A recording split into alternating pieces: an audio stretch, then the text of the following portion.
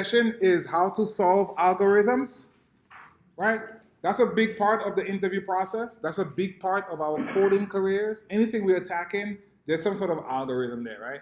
I want to get fellows into my app that have completed X criteria. Whatever it is, right? You have to go through some algorithm to make your code as efficient as possible and to solve the problem that you're actually working on. So there's just follow along. Sorry.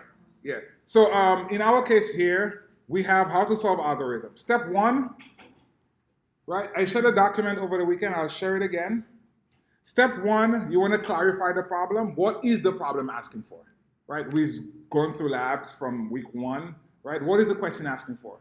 You're not sure what the question is asking for. You want to ask the interviewer, the person who wrote that code challenge to you, whoever. If it's a recruiter or whoever sent you some problem, you're not sure about the context, don't go ahead and solve it. Go to your PM or your instructor or your IA, ask them like, hey, do you understand that problem? If you're unclear, please, you want to email the recruiter or whoever sent you that challenge. Can you please like go over or maybe give me a test as to what I'm looking for? But the worst thing you want to get into is solving a problem, giving the person or whoever the solution, and it has nothing to do with the actual problem that was asked, right? Given an array, add the array using reduce. You go ahead and you filter, you do something, right? You came back with the answer. Oh, here's the answer, right? You want to make sure you understand the problem before you continue on, right? Step two, you understood the problem. Now you want to go into identifying the function signature. What does the function look like, right? What's the input? What's the output of the function? Is it taking in an array? Is it returning a string? Is it returning an integer? All those steps, you have to clarify those. Explain the possible solution. Sometimes we go into a problem, we type it out using comments, right? What are we trying to achieve? We're using an if let. Why are we using the if let? We're trying to say, hey, if we've seen that value before, we want to go ahead and increment that value. It's fine to use comments here. If you're doing shared programming with a hiring manager or hiring engineer, it's okay to have comments. What's your intention? Talk to them over the phone. I need to have an array to store stuff. I need to have a dictionary to store stuff. I'm going to use a set because it's unique. Whatever your intention is, you want to be able to communicate that with the person. In our case, it's going to be our fellow peer.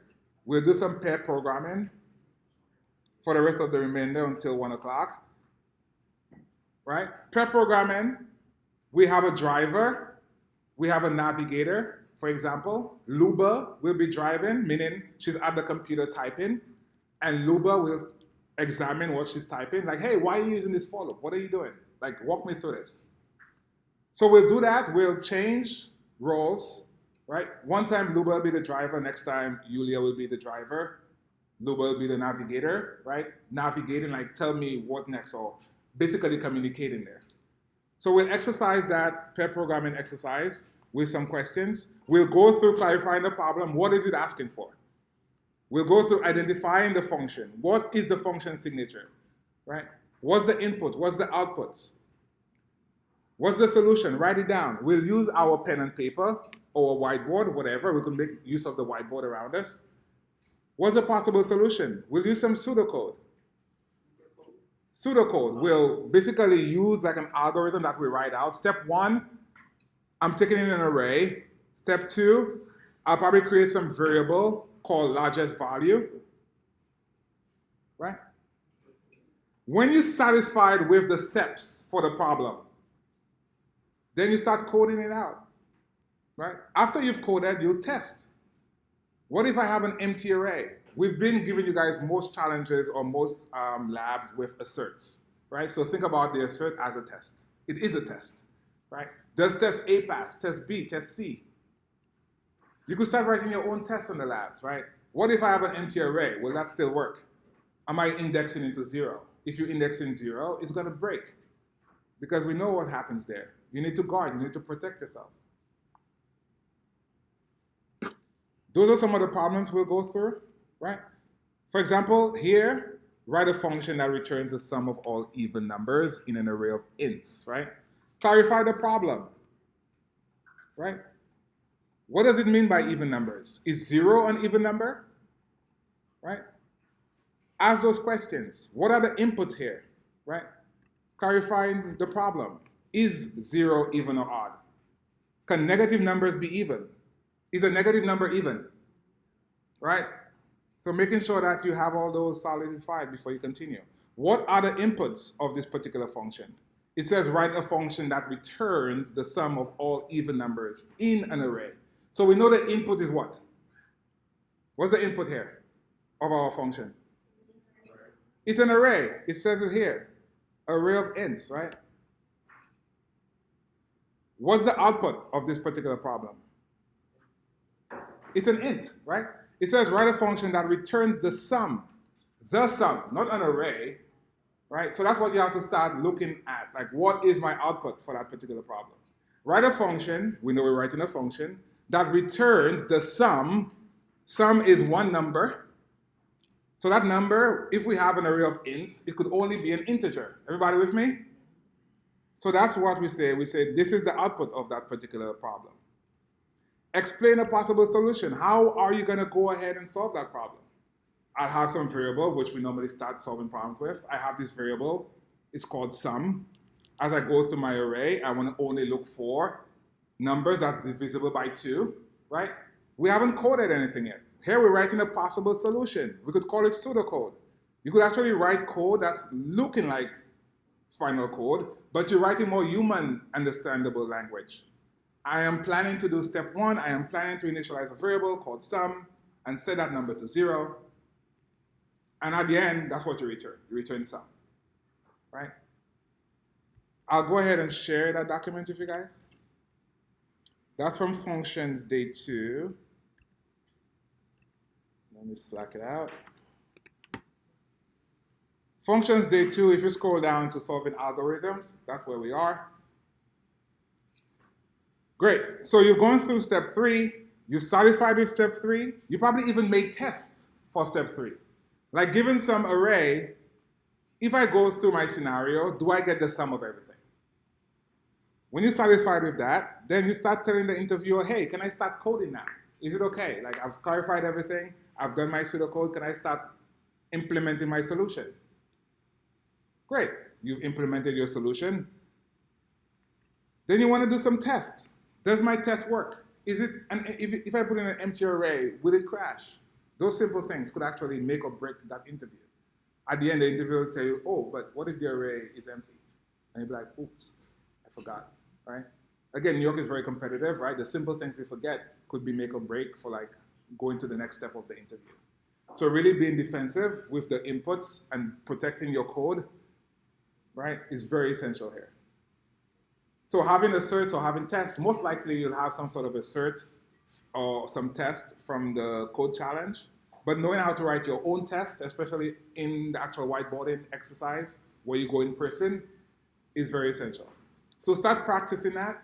We'll make mistakes, which is fine. We'll keep doing that like every week, right? Do it amongst yourself. Don't only wait for this particular exercise to do it. So we'll start off today by doing some of those problems. Really try to go through those steps, right? Really try to go through the steps of how do I solve this algorithm. I did share, everybody has access to general, right?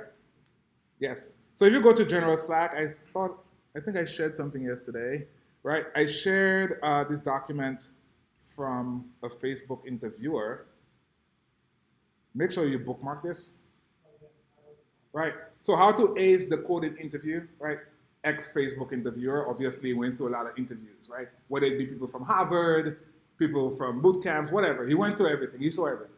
So here he's giving feedback on how to go ahead in the interview process. Use that document as you do your pair programming. Did you go through those? Did you write a test? Right? So make sure you bookmark this, how to ace the coding interview, right? Great. I'm sorry? It's on general. If you go to general Slack, it's there. Actually, let me Slack it again, I guess. Let me Slack it, yeah, on the 6.3. It's good to take a look at general sometimes because there's good stuff there being shared by all classes and people of different backgrounds and stuff. So, good. Okay, so let's go back here. So as you're going through your pair programming, as I said, we'll pair you guys together. You have the document, the person you'll be working with. Go through the solving algorithm steps here. First, please don't go to the computer first. Write it out. Let's get used to writing things out without looking at code completion, right? In a couple of weeks, we might have some engineers coming and do some mock interviews with us. So you don't want to get to the board and, oh, how does the function start again, right? That kind of thing. Or how my function definition looks. What's the return type look like? If I'm declaring something, forgetting the var keyword or the let keyword. Those little things, you'll catch them really quickly today as you start typing. As you start using pen and paper or marker to the board, you'll realize you're catching like simple little things where, oh, I forgot the var, or I forgot the return keyword. You got me? So really address it. First, write it on paper or a whiteboard. We have whiteboards around, and we have small whiteboards as well, or paper, you have notebooks. Write it out, talk about the code, and then go to the computer, have a driver and a navigator talking about the code, explaining the code to each other, maybe switching every 5 minutes or 10 minutes, maybe 10 minutes. 10 minutes is fine. And I would even say come back at 2 o'clock and do it for the first 30 minutes. Is that okay? Is that fair? So we're doing it for 45 minutes. We come back, we do it for the first 30 minutes after the break, after announcements, and then go back into lab. Because that here is more essential than anything else. That is more important than anything else. Working together, explaining your code. Why did you do this? Right? Why are you using an if-let here? The same question that you guys asked me, you need to ask yourself. Why are we doing if-let? Why are we unwrapping this value? Why can't we just add an optional and an in together? Those questions we have to answer it and ask it ourselves. Cool? So we'll go through those problems we have here. You don't have to do all of them. Pick some of them, but more important, the process. The process of working together, the process of answering questions, asking questions, yes? You could do separate questions because we have enough questions there to go by. If you find yourself challenged on one question, maybe do it again. Or do the same question. Depends on if you feel comfortable with it. You feel comfortable with it, you feel comfortable with the answer, you feel comfortable with the questions, then go to our next question. Everybody with me? You're unsure of clarification or explaining the answer, stick on that question until you're comfortable with it. Cool? Make sure you do the string question. I'll put out as priority number 1. Right? Think problems you want to shy away from, make them number 1. If you're uncomfortable, make it number 1. Does that make sense? All right, cool. Thank you.